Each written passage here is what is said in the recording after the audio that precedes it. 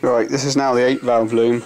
I've sort of separated it into management side over here and engine plugs, and so this is basically what we've got between the two. So this is now what we're going to bell out and figure out what we've got going on. Right, so this is our tails now from the 306 loom.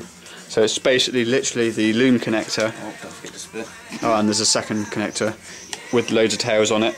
This is the tails on the engine, and now we just have to splice them all together using this highly complicated system we've got going on here.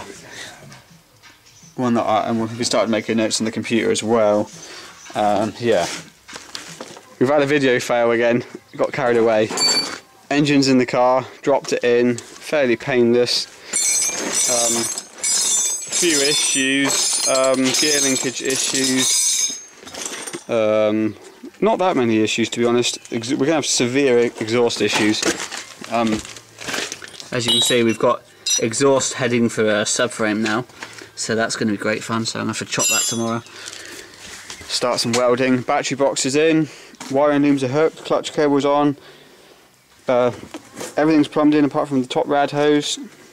And the fuel lines, we've got to run another fuel line back to the tank because this, for some reason, only has one fuel line that's regulated at the tank. But yeah, that's it for today. Right, day 3. Wow, evening. 3. Engine's in, exhaust manifold is on. It's going to need some adjustments. We've made up a water pipe. This is a smaller bore to the old one, so we've had to cut in an adapter. We've filled up the water supply radiator system. We've filled and connected the power steering. The AC is pretty much connected. Darren is now figuring out the fuel line because this engine needs a return. So obviously back to the boot. Oh my god, that's stinking of petrol. Yeah, drive shafts are connected. So the only things left now are for the ECU to turn up, the exhaust manifold to be adapted and connected onto the exhaust, fuel return line, and put some fluids in the engine and the gearbox. Anything else you can think of? I found the pressure regulator. Darren's found the pressure regulator. How's it doing back here? Just starting to work on this exhaust now. That's the 421 that's, well, it's off a Saxo, so I'm hoping to use sort of the top half of that. I've just chopped it in half because basically where it is at the minute is it terminates on the subframe, so I need to shorten that up somewhat.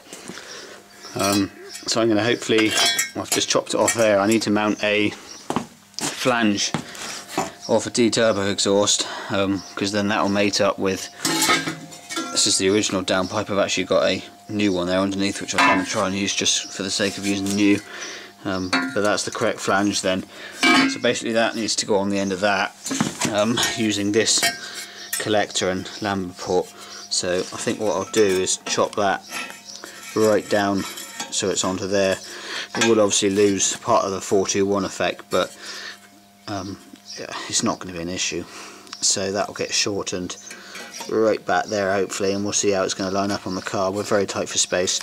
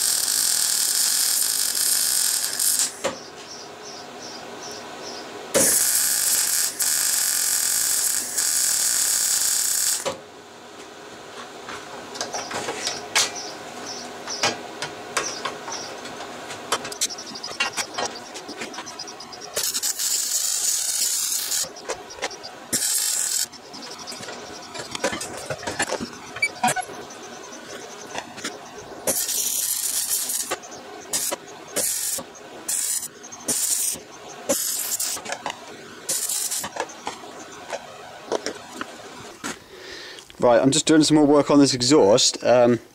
Manifold's just coming off again for a minute because of a few things, but I've, as you just saw, I've welded a new lambda sensor port on this side. As you can see, the original one failed the sump, so I've just used an old lambda sensor and welded over it. I've just welded up this little bracket here, which bolts to the gearbox just to support the bottom half, because obviously it's taking the weight of the exhaust up the front here, so that just makes everything nice and rigid. Yeah. ECU's in, God. batteries connected, and there was no fucking zapping or buzzing or I haven't turned the key on anything, yet. but we haven't turned the key on yet, so that stage is still to come. I was just tidying up the wire and loom. Chronic frying of the ECU And, awaits us. Yeah, I'm wondering whether to put the lid on so that you can't see the smoke. Because if it's out of sight, it's out of mind.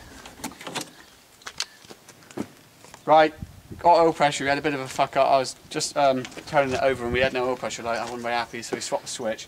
We've got an oil pressure light on the ignition. We pranked it with no fuel, and the oil pressure comes up. So we're just going to see what happens, really.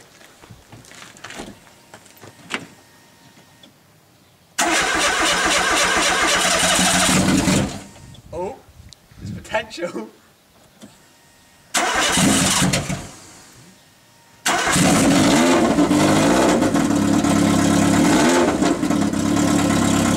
Right, we had went to go for a test drive, slight gearing issue, whereas we couldn't get the bottom half of the box. So we've just plasma coated that out. I will strengthen this. Possibly at some point. This is just really to see if it drives. It goes down there. Right, we're up and running now. We had a few more issues that we've just been dealing with. I've changed the exhaust back over today, so that it fits the engine a bit better. I've changed the angle of a few things. Fits the car lovely now, it doesn't touch nowhere, so it's just nice and quiet. Well, it's pretty loud out the back, but I mean it doesn't rub or anything. So what have I done? I've got a temporary air filter bodged on there at the moment. I'm going to try and find some original black pipe and just sort of relocate it over here.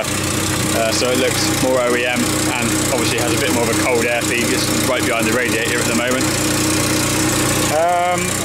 I've changed the lambda sensor for a brand new genuine Bosch one because the other one was shagged. Still got a bit of trouble with brake vacuum. I'm not too sure. We don't seem to be getting very much vacuum from this engine, which is a bit odd. It's idling away quite nice now. It's got Newman's cams in it, so it's not smooth as smooth, but considering I reckon it's idling pretty well. Tidied up the ECU, still in the original box. Not running hot, taking it out for a drive, lovely. Only thing it needs doing is the coil pack is breaking down as it gets red hot. So I've ordered up a Ford coil pack and some HT leads, so we're just going to externally mount that over here. But she's up and running. Like a dream. Chris, what's going on here? I don't know, I've been 25 minutes. Well, you know, we've just finished putting the engine in the car and I've just given him a quick wash, but Chris is out with a Rain-X. Well, I don't know, he must... I have a bit fed up with not being able to see what we're going to crash into. Oh, right, okay. Yeah. I must admit, visibility has been quite bad recently.